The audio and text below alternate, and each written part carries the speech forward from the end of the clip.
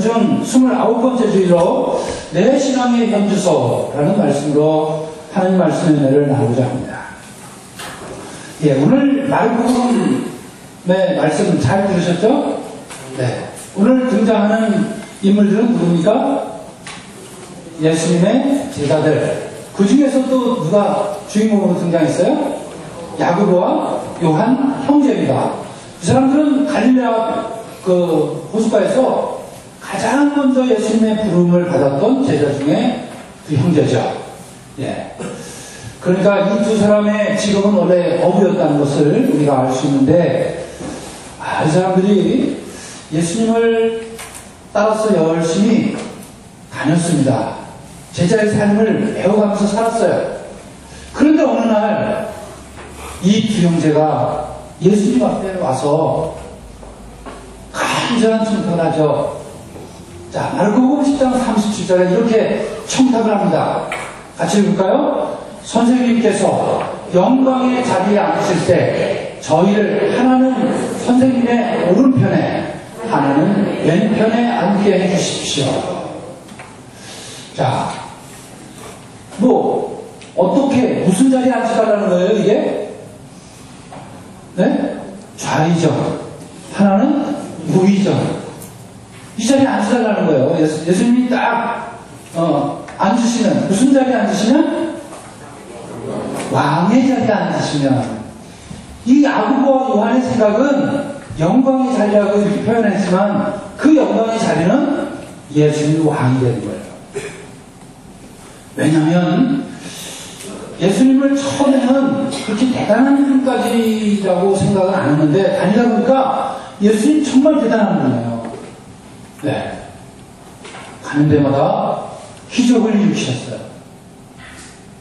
안진뱅이를 일으키시고, 눈먼 자를 눈뜨게 하시고, 귀머거리를 귀낫게 하시고, 그리고 심지어 수많은 사람들이 수천 명이 있는데 빵 5조각과 물고기 2마리로 기적을 베푸셔서 먹고도 12방울이 나오는 않고 이런 기적을 베푸시고, 저 정도면 충분히 왕이 되실 수 있다. 이런 생각을 두 사람이 한 겁니다.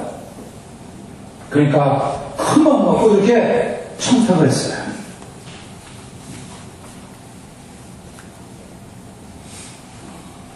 영광의 자리라고 하는 이 말을 착각한 거예요. 여러분, 영광의 자리, 그 자리가 어떤 자리라고 예수님이 대답하셨죠? 그 자리는 내가 정한 자리가 아니다. 누가 정한다고 했어요? 하느님이 정한 자리다. 마르코복음 6장 40절에 예수님 대답하시기를 그 자리에 앉을 사람들은 하느님께서 미리 정하셨다. 하느님께서 정한 자리다. 그렇게 그렇게 대답을 하셨습니다. 여러분, 우리도 정말 그 영광의 자리 혹은 영광이라고 하는 것을 혹시 야고보처럼 요한처럼 그렇게 착각하거나 있지 않은지 한번 오늘 생각해 볼 일입니다. 여러분, 영광이라는 말 참 많이 씁니다. 우리 교회에서는 정말 많이 쓰죠. 영광이라는 찬송가 성가 같은 데 보면 영광이라는 표현이 굉장히 많아요. 영광이라는 영광을 계속 노래하는 그런 찬송도 있고요. 그런데 교회에서만 쓰는 게 아니라 사실은 사회에서도 영광이라는 말을 꽤 흔하게 써요. 언제 쓰죠? 여러분 안 쓰십니까? 영광이라는 말? 네? 뭐 할 때 영광이라는 말 쓰죠? 네? 여러분은 안 쓰시군요. 참 아주 거룩하신 분입니다. 네, 훌륭하십니다. 네. 여러분 동네에, 여러분 지역에 국회의원 만나면 제가 여기서 보니까 거의 10에 7~8은 아이고 국회의원 만나서 영광입니다. 이렇게 하더라고요. 제가 부천에 있을 때 부천 국회의원은요, 성가병원 장례식장, 무슨 장례식장 가면요 쫓아가서요, 한 바퀴씩 쫙 들고 갑니다. 밤 11시, 12시에. 여러 번 만났어요. 근데, 만나면서 악수하는 사람마다 거의 7-8은요, 다, 아유, 국회의원 만나서 영광이다. 그래서 손을 안 놔요. 많이 봤습니다. 여러분들도 그러셨죠? 아니에요. 다 알아요. 다 알아요. 안 그런 것처럼 여기 와서 그런데, 다 그래요. 뭘 아니에요. 아마 여러분이 다니는 직장에 사장님도 아니고 회장님이 오셨어.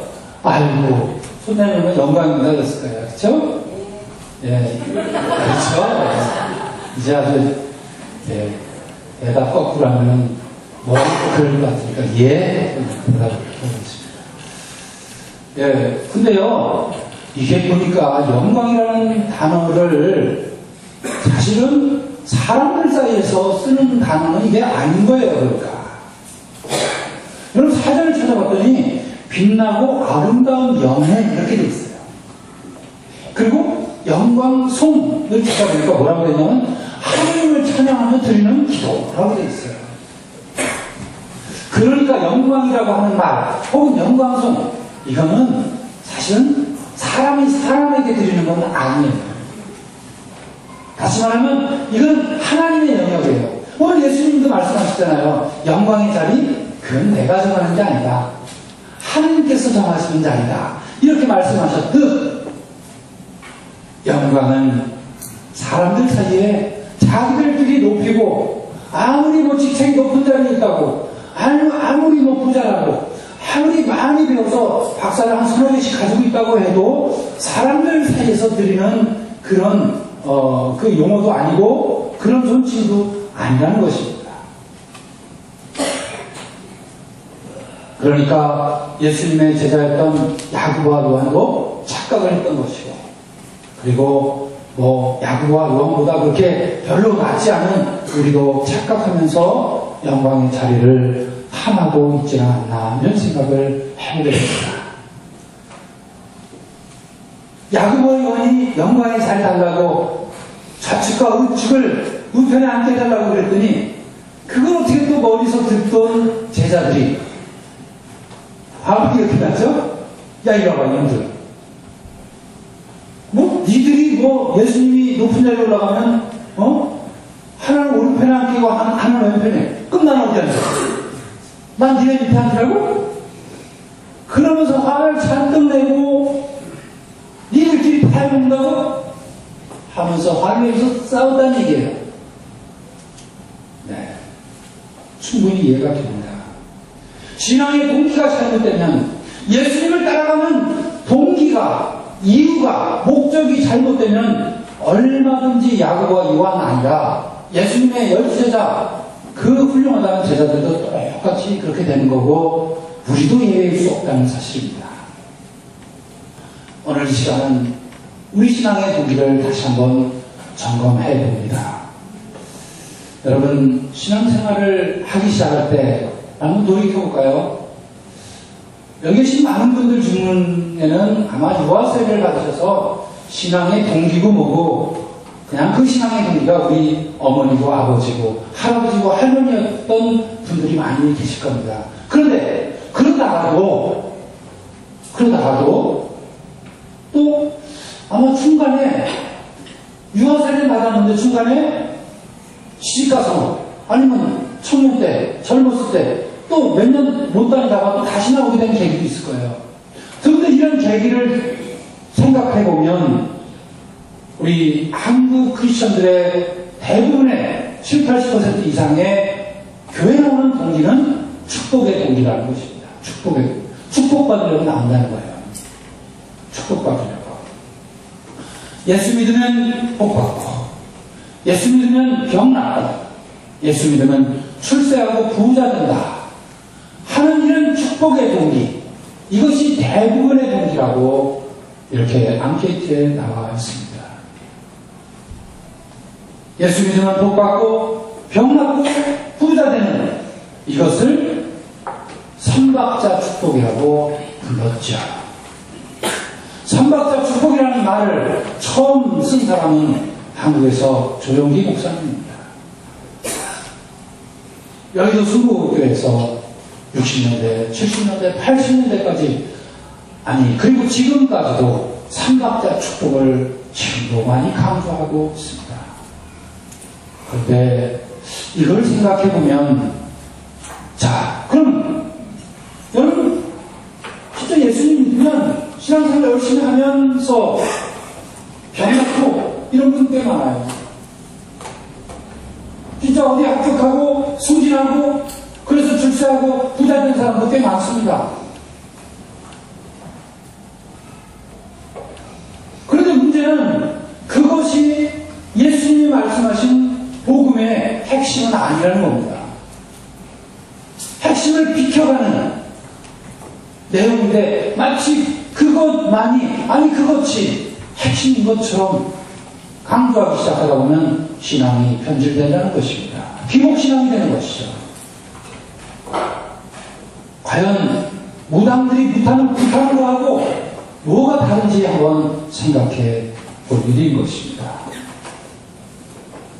여러분 삼박자 축복만 너무 좋아하면서 신앙생활을 하다 보면 여러분 그렇게 안 되면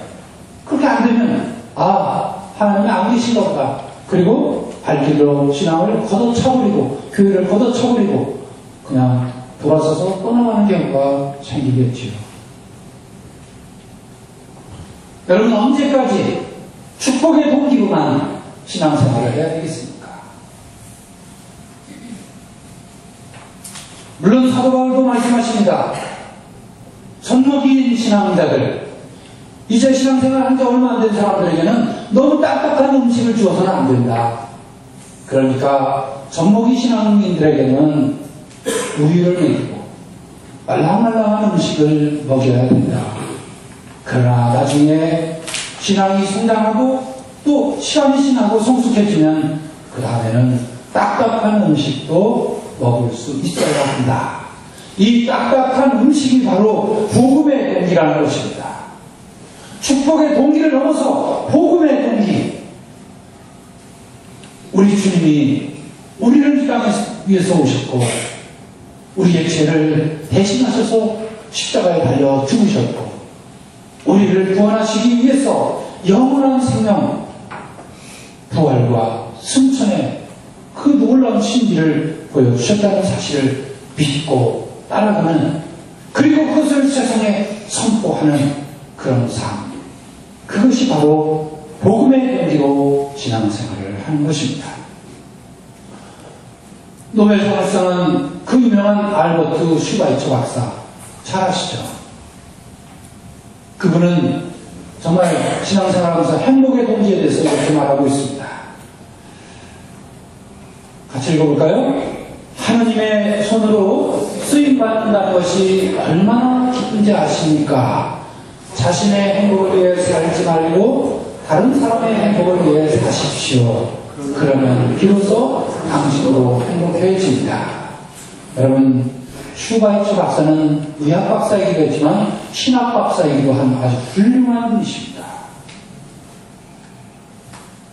이분은 행복의 동기가 바로 복음의 동기라고 말씀하셨어요. 예수님께서 내가 이 땅에 섬김을 받으러 온 것이 아니라 섬기러 왔다는 사실, 그 예수님을 따라가는 이 슈바이처는 바로 행복은 남을 위해서 먼저 헌신할 때, 섬길 때 비로소 나의 행복이 거기서부터 진정한 행복이 온다고 예수님의 말씀을 다시 한번 반복하고 있는 것입니다.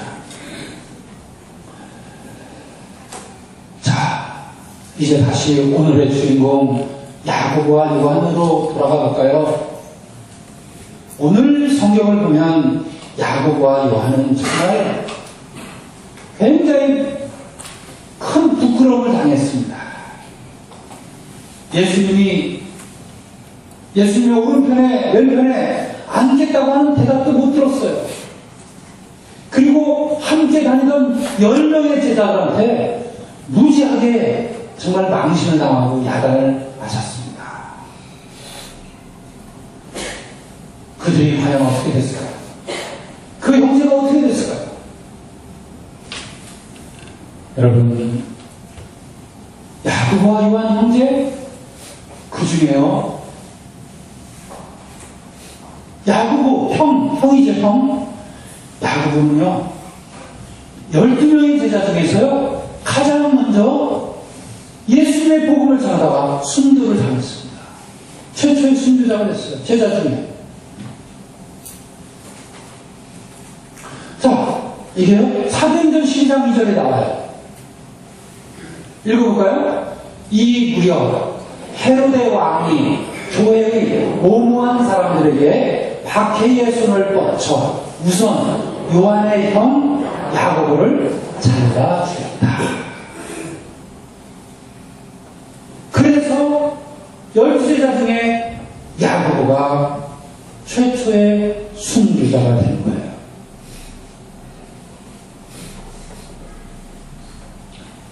그러면 동생은 어떻게 됐을까요? 동생은요, 12제자 중에서 제일 오랫동안 살았어요. 아주 장수의 축복을 누렸어요.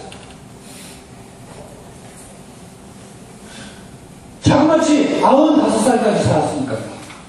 그 당시로 95살이면 대단한 겁니다. 지금이야 별거 아니지만.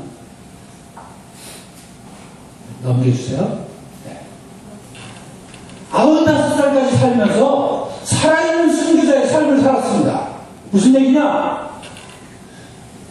이 요한은 95살까지 살 수밖에 없었어요. 왜? 살아야만 하는 책임감이 있었습니다. 이유는 뭐냐? 예수님이 십자가를 받고 골고다 언덕을 올라갑니다. 3번씩이나 넘어지고,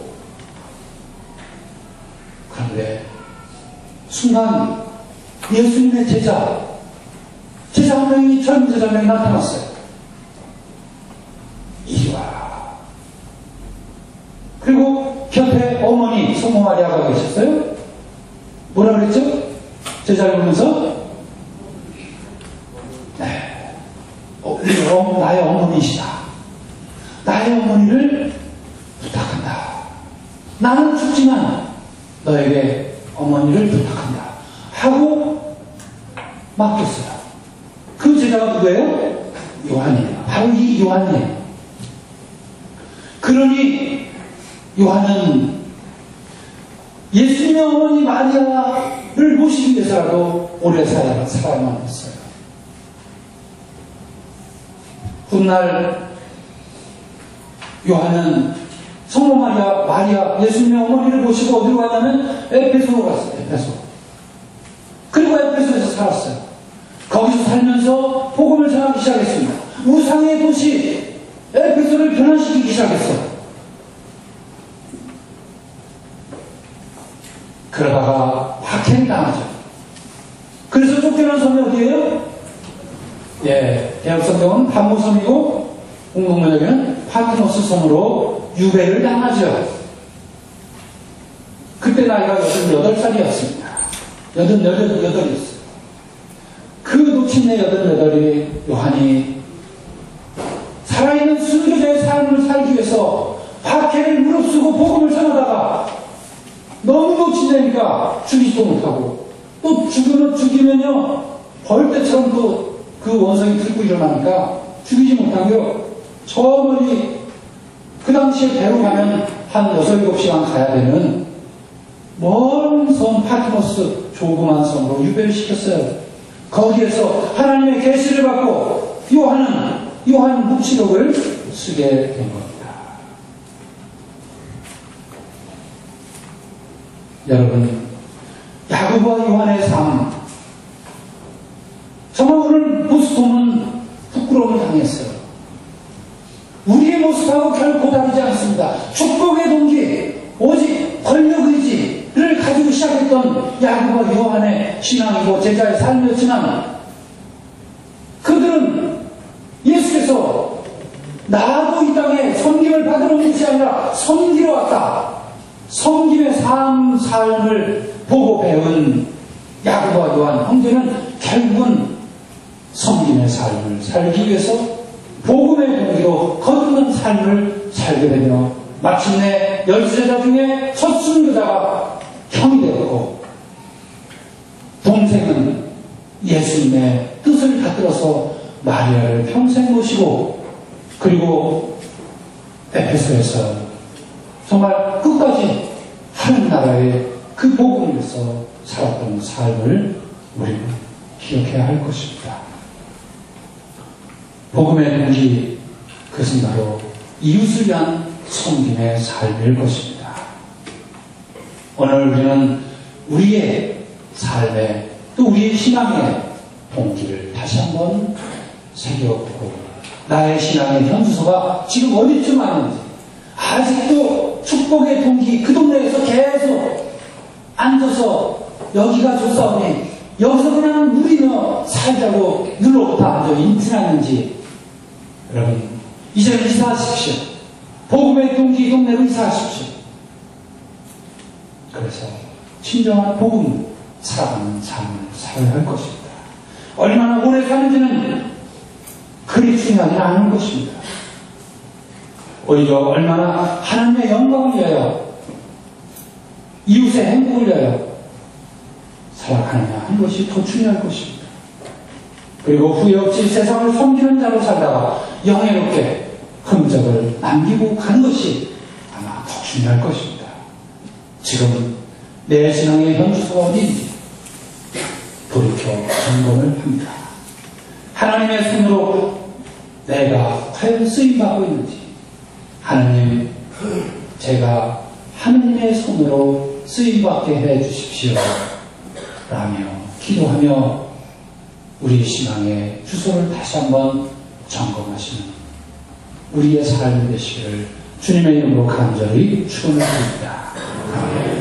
성부와 성자와 성령의 이름으로 말씀드렸습니다.